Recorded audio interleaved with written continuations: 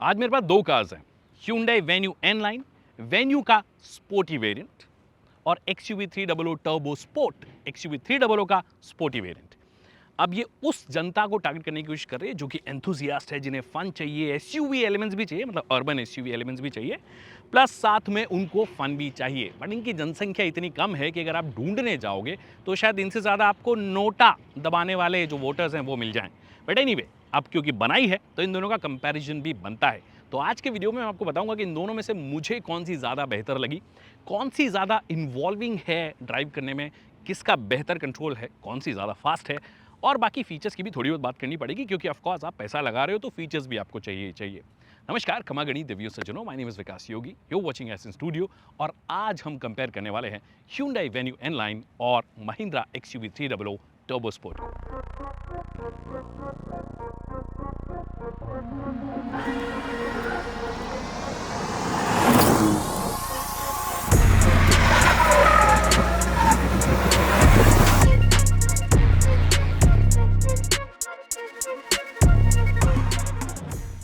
तो सबसे पहले बात कर लेते हैं कि इन्हें स्पोर्टी क्या बनाता है।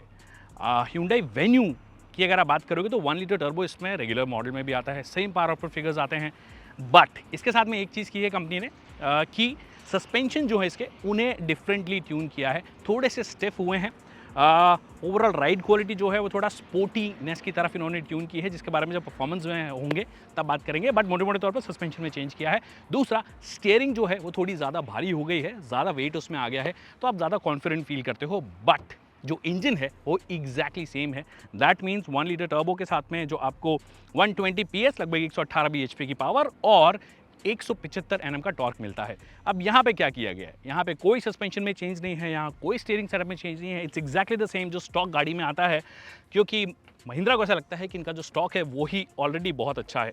अब इसमें जो चेंज है वो आपको दिखाने के लिए मेरे को इसको उठाना पड़ेगा और बहुत ही भारी भरकम सामान लगाया हुआ है। ये इंजन जो है ये 1.2 लीटर का M स्टालिन इंजन है। जो रेगुलर 1.2 लीटर इंजन आता है वो नहीं है, इसीलिए इसे TGDI बोला जाता है।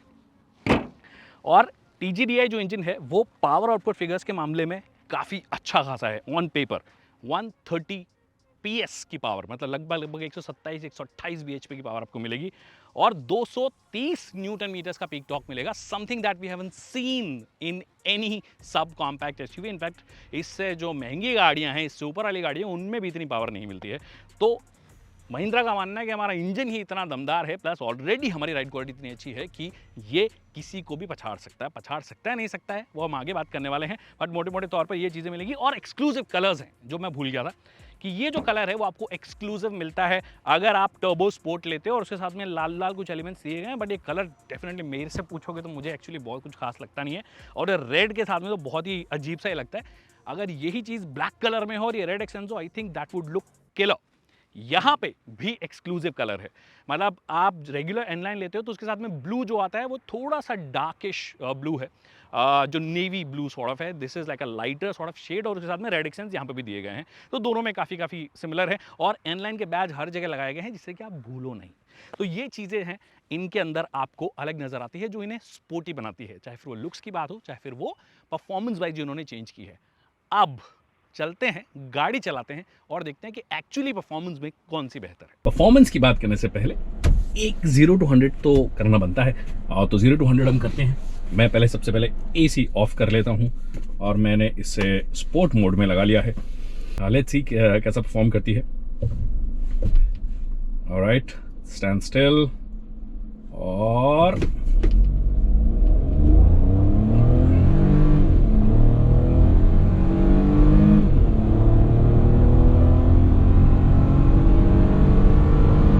उसके बाद में भी स्टीयरिंग में एक्चुअली अच्छा खासा वेट नज़र आ रहा है। बट जैसे आप 120-130 के ऊपर जाते हो तो स्टीयरिंग में ऐसा नहीं कि वेट कम हो जाता है, मतलब कंपैरेटिवली आपको और ज़्यादा थोड़ा स्टिफ स्टीयरिंग उस केस में चाहिए होता है। Let's do one more attempt again. AC बंद है, स्पोर्ट मोड ऑन है। इसका जो TPM है वो एक्चुअली बेवकूफ़ है। आगे 33 है, उसके बाद भी ब्लिंक कर रहा है, पीछे 32 उसके बाद ब्लिंक नहीं कर रहा है। तो आप इसे इग्नोर कीजिए क्योंकि बहुत ज़्यादा दिक्कतें आने लगी है Hyundai और Kia की गाड़ियों में, स्पेशली TPMS को लेकर, टायर प्रेशर मॉनिटरिंग सिस्टम को लेकर, सेंसर से रिलेटेड कई सारी दिक्कतें इनमें आती है। वापस से एक अटेम्प्ट करेंगे 0 to 100 करके देखते हैं।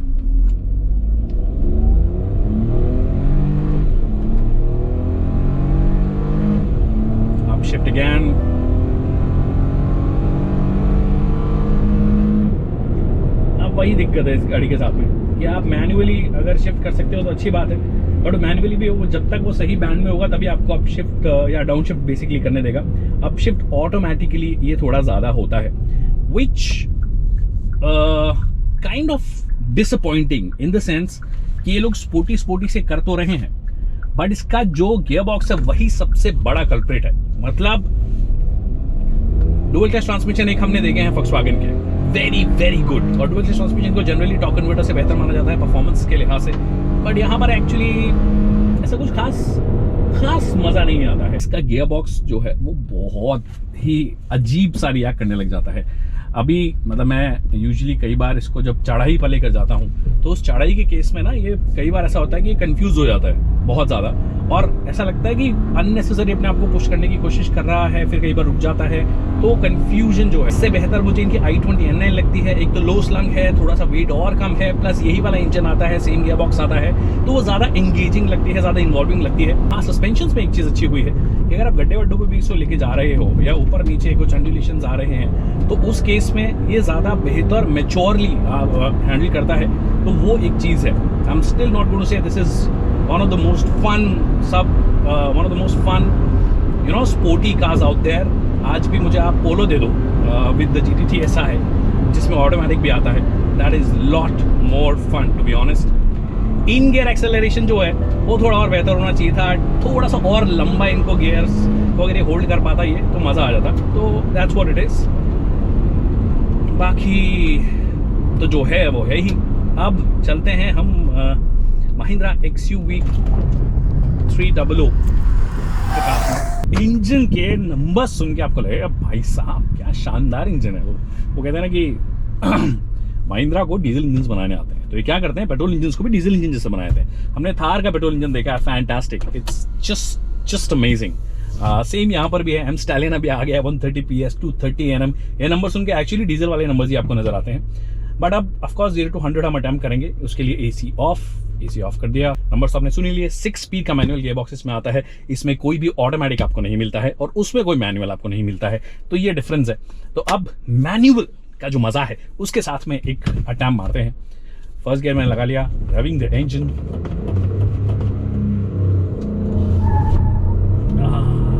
हल्का सा wheel spin, second gear touch almost 90, third gear and the 100 is done। तो जो एग्जैक्ट स्पीड हमने की है 0 to 100 करने में वो आपको नजर आएगा, बट इसका जो मजा है ना इस इंजन का वो 100 के बाद और ज्यादा आता है। कुछ गाड़ियों में छठे गियर में इतनी स्पीड आती है, यहाँ पर आपको थर्ड गियर में ही इतना टॉल गियर दिया गया आपको।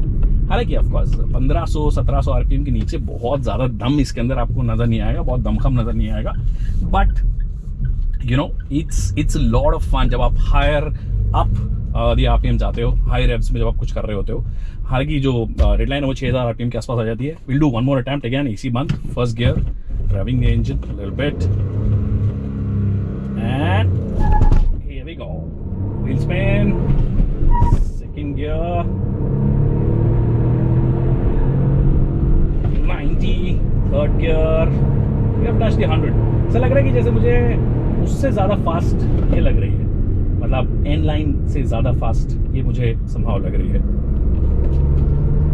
और इन गियर एक्सेलरेशन भी इसका ज़्यादा बेहतर लग रहा है। हालांकि गियर बॉक्स जो है वो थोड़ा सा नॉची आपको नजर आएगा, और स्टीयरिंग जो है, हालांकि इसमें डिफरेंट मोड्स आते हैं स्टीयरिंग के, अगर आप यहाँ पे टच करोगे तो काफ़ी भारी सी होती है, बट वो आर्टिफिशियल सा वेट जो है वो मुझे नज़र आता है इसके अंदर, तो वो थोड़ा सा बेहतर होना चाहिए था। हालांकि सस्पेंशन जिसके स्टॉक है, कई लोगों को ऐसा लगता है कि सस्पेंशन जब तक चेंज नहीं करेंगे ज़्यादा स्पोर्टी होगी नहीं, बट इनके स्टॉक सस्पेंशन इतने अच्छे, एक तो राइट गार्ड भी बहुत अच्छी देते हैं, और हाई स्पीड पे भी अगर आप टर्न कर रहे हो या एक लेन से दूसरी लेन जा रहे हो, जैसे कि फॉर एग्जाम्पल एक खाली रोड है, बट हल्का सा ना अंडर स्टेडी फील है इसके अंदर। It's not your you know like, थोड़ा सा प्रेसिशन में जो कमी है वो आपको यहाँ पे नजर आती है, जो कि एन लाइन में, वेन्यू एन लाइन में आपको नजर नहीं आती है। तो यहाँ प्रेसिशन की थोड़ी सी कमी है, थोड़ा सा अंडर स्टेयरी है, बट इंजन इसका भी नॉइजी हो जाता है। इनफैक्ट इसका वाइब्रेशन जो है वो थोड़ा ज्यादा है। इनफैक्ट आप आइडल पे भी होगे या लो गियर्स में जब आप चलाओगे, जिस वक्त चलाओगे मतलब स्लो स्पीड में जब आप चलाओगे, तो आपको वाइब्रेशन थोड़े से इसके ज़्यादा फील होंगे। गियर बॉक्स का थोड़ा सा नॉची लगेगा, बट जो भरपाई है इन सब कमियों की वो पूरा कर देता है इसका जो इंजन है। इतनी पावर है बॉस। अब करते हैं बाकी चीज़ों की बात। ऑलराइट, क्योंकि दोनों गाड़ियाँ बहुत ही क्लोजली कॉम्पीट करती हैं, दोनों गाड़ियाँ अपने रेगुलर वर्जन्स के थोड़े स्पोर्टियर वर्जन हैं, तो फीचर्स के मामले में भी बहुत क्लोज कंपटीशन है। कई सारे फीचर्स जो आप उम्मीद करते हो वो स्टैंडर्ड फीचर्स आपको यहाँ पे मिलते हैं। मतलब दोनों गाड़ियों में जो कॉमन फीचर्स हैं उनकी पहले बात कर लेते हैं। इंजन स्टार्ट स्टॉप बटन हो गया, ऑटो डिमिंग आयर विम हो गया, सनरूफ हो गया, लेदर सीट्स हो गई जो दोनों गाड़ियों में आपको मिलती है। फिर उसके बाद में आपके लिए टच स्क्रीन हो गया जो कि एप्पल कारप्ले और एंड्रॉइड ऑटो दोनों को सपोर्ट करता है। ट्रैक्शन कंट्रोल, क्रूज कंट्रोल, ये सब कॉमन फीचर्स हैं जो दोनों गाड़ियों में आपको मिलती हैं, तो कोई उसकी आपको कमी नज़र नहीं आएगी। इनफैक्ट सेफ्टी फीचर्स की भी अगर आप बात करोगे तो 6 एयर बैग्स, ABS, EBD, ये सब जो फीचर्स हैं वो आपको मिलते हैं। इसमें पहले 7 एयर बैग्स आते थे, बट अब नी एयर बैग जो है वो हटा दिया गया है, अब इसमें 6 एयर बैग्स ही आते हैं। तो ये चीज़ें हो गई। हालांकि सेफ्टी के मामले में ऑफकोर्स इसको 5 स्टार रेटिंग मिली है और Hyundai की किसी भी गाड़ी को आज तक 5 स्टार रेटिंग नहीं मिली है, वेन्यू को भी नहीं मिली है। वो 3 स्टार रेटेड आप कार है, आप उसको बोलते हो, तो डेफिनेटली ज़्यादा बेहतर in terms of crash worthiness से ज़्यादा बेहतर है। वन ऑफ द हाईएस्ट है इन बोथ अडल्ट प्रोडक्शन में और जो चाइल्ड प्रोडक्शन है दोनों के अंदर, तो वो एक अच्छी बात है। तो वो उस मामले में तो डेफिनेटली इनका जाता है, बट फीचर्स कई सारे कॉमन हो गए। फिर कुछ एक्सक्लूसिव फीचर्स हैं जो कि आपको सिर्फ यहाँ पे मिलते हैं, जैसे कि डुअल जोन क्लाइमेट कंट्रोल। जो फ्रंट पैसेंजर है और जो ड्राइवर है और जो फ्रंट पैसेंजर है दोनों अपने अपने हिसाब से टेम्परेचर एडजस्ट कर सकते हैं। मैंने भी AC बंद किया हुआ है क्योंकि हम शूट कर रहे हैं, बट अगर आप यहाँ पे देखोगे तो अगर यहाँ से मैं अगर टेम्परेचर चेंज कर रहा हूँ तो आपको नज़र आ रहा होगा कि दोनों के जो टेम्परेचर्स हैं वो मैच कर रहे हैं, 24, 23। बट अगर मैं इंडिविजुअली इसका करना चाहूँ तो आपको डुअल इसको टैप करना पड़ेगा। उसके बाद मैं सिर्फ ड्राइवर साइड 25 मैंने कर लिया है और यहाँ पे 21 ऑलरेडी हो रखा है, तो ऐसे आप चाहो तो कर सकते हो। तो मतलब दोनों के दोनों जो आगे बैठने वाले लोग हैं उनके लिए अपने अपने हिसाब से AC टेम्परेचर करने का आपको ऑप्शन मिलता है, जो कि यूजुअली हम थोड़ी महंगी गाड़ियों से एसोसिएट करते हैं। बट दिक्कत ये है कि पीछे बैठने वाली जो जनता है उनके लिए AC वेंट नहीं है, जो कि आपको वेन्यू इनलाइन में मिलता है। तो ये एक exclusive feature dual zone climate control definitely आपको यहाँ पे मिलता है। फिर ऑटोमेटिक हेडलैम्प तो हालांकि आपको दोनों में मिलता है, पर ऑटोमेटिक वाइपर जो है वो सिर्फ आपको XUV में मिलता है, XUV 300 में मिलता है, जो कि एक अच्छी बात है।